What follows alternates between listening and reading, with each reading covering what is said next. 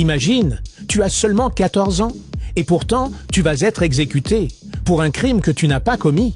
L'histoire vraie de George Stinney Jr. On est en 1944, en Caroline du Sud, un État encore profondément marqué par le racisme et la ségrégation. George, un garçon noir de 14 ans, vit avec sa famille dans une petite maison ouvrière. Un jour, 2 filles blanches disparaissent. Elles sont retrouvées mortes et en quelques heures, la police accuse George sans preuve. Son procès est une parodie de justice. Il dure moins d'une journée. Aucun témoin sérieux, aucun avocat qui le défend réellement.